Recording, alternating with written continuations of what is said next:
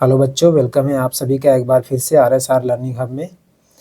हमारा chapter fraction चल रहा था, जिसमें हमने कल पढ़ा था मिक्स फ्रैक्शन से इम्प्रॉपर फ्रैक्शन में जाना और इम्प्रॉपर फ्रैक्शन से मिक्स फ्रैक्शन में जाना। उसके बाद हमने देखा था इक्विवेलेंट फ्रैक्शन क्या होता है। इक्विवेलेंट फ्रैक्शन को हमने दो इक्विवेलेंट फ्रैक्शन को आपस में चेक भी करना सीखा था कि कब कैसे पता करेंगे कि ये इक्विवेलेंट फ्रैक्शन है। आज हम पढ़ेंगे सिंपलेस्ट फॉर्म ऑफ फ्रैक्शन। तो आज का टॉपिक है हमारा सिंपलेस्ट फॉर्म ऑफ फ्रैक्शन। तो क्या होता है सिंपलेस्ट फॉर्म ऑफ फ्रैक्शन? तो numerator and denominator of a simplest form of fraction have no common factor except one. जो न्यूमरेटर होता है एंड डिनोमिनेटर होता है सिंपलेस्ट फॉर्म ऑफ फैक्टर का, उसमें वन के अलावा कोई कॉमन फैक्टर नहीं होता। अच्छा, सबसे पहले फैक्टर क्या होता है? हालांकि आप लोग पहले पढ़ चुके होंगे, एक बार मैं फिर से आइडिया दे रहा हूँ। जैसे मुझे 4 का फैक्टर निकालना है, तो वो सारे नंबर जिससे ये 4 डिवाइड हो जाए, तो 1 से भी डिवाइड हो जाएगा, 2 से डिवाइड हो जाएगा, 4 से डिवाइड हो जाएगा और 8। अच्छा, तो ये 1 2 4 इस 4 के क्या कहलाएंगे? फैक्टर। इसी प्रकार 8 भी 1 से डिवाइड हो जाएगा, 2 से भी हो जाएगा, 4 से भी डिवाइड हो जाएगा और 8 से भी डिवाइड हो जाएगा। तो ये सारे 1 2 4 8 क्या है? 8 के सारे फैक्टर है। अब इसमें बात की जाए तो कॉमन फैक्टर जो 8 और 4 दो ऐसे फैक्टर जो 8 और 4 दोनों में आए, वो हमारा कॉमन फैक्टर कहलाएगा। तो यहाँ पे देखिए 1 2 एंड 4 ये हमारे क्या है? Common factor. तो हम अगर लिख लें कॉमन फैक्टर, मैं शॉर्ट में लिख दे रहा हूँ, तो 1 2 4 is common factor of 4 and 8, यानी 3 कॉमन फैक्टर है, 1 2 एंड 4 4 और 8 के कॉमन फैक्टर है। तो ये क्या कहलाएंगे? Common factor. यहाँ पे हमने क्या पढ़ा था कि सिंपलेस्ट फॉर्म ऑफ फ्रैक्शन में क्या होना चाहिए? कोई कॉमन फैक्टर नहीं होने चाहिए एक के अलावा।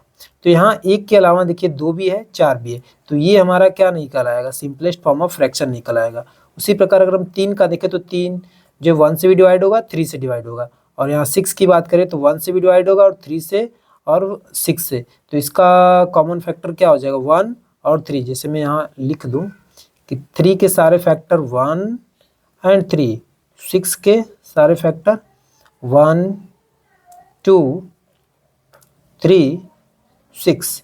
1 से भी डिवाइड हो जाएगा, 2 से भी डिवाइड हो जाएगा, 3 से भी पूरा डिवीजन हो जाएगा, एज वेल एज 6 से भी पूरा डिवाइड हो जाएगा। तो इसके कॉमन फैक्टर कौन कौन है? 1 एंड 3। तो ये भी क्या नहीं होगा? हमारा सिंपलेस्ट फॉर्म ऑफ फ्रैक्शन नहीं होगा। यहाँ बात कर लें 2/4 की, तो 2 के सारे फैक्टर देखते हैं तो 1 और 2 केवल होंगे। 4 के फैक्टर की बात की जाए तो 1 2 एज वेल एज 4। तो यहाँ पे कॉमन फैक्टर देखिए 1 भी है हमारा, 2 भी है हमारा। तो यहाँ पे 1 के अलावा 2 एक कॉमन फैक्टर आ रहा है, जिसकी वजह से हमारा 2/4 भी क्या नहीं है? सिंपलेस्ट फॉर्म ऑफ फ्रैक्शन नहीं है। यहाँ पे 1 की बात करें तो 1 का तो केवल 1 फैक्टर होगा, 2 का 1 भी होगा और 2 भी होगा। तो यहाँ पे कॉमन फैक्टर की बात की जाए तो केवल 1 होगा। तो 1/2 एक ऐसा हमारा फ्रैक्शन है जिसका कॉमन फैक्टर एक के अलावा कोई भी कॉमन फैक्टर नहीं है। तो हमारा ये 1 के अलावा कोई कॉमन फैक्टर ना मिले ऐसा कौन सा हमारा फ्रैक्शन है? तो 1/2। तो ये हमारा क्या कहलाएगा? Simplest form of fraction. तो हम बोलेंगे ये फ्रैक्शन हमारा क्या है? सिंपलेस्ट फॉर्म ऑफ फ्रैक्शन है। बाकी 2/4 3/6 4/8 हमारा सिंपलेस्ट फॉर्म ऑफ फ्रैक्शन नहीं होगा।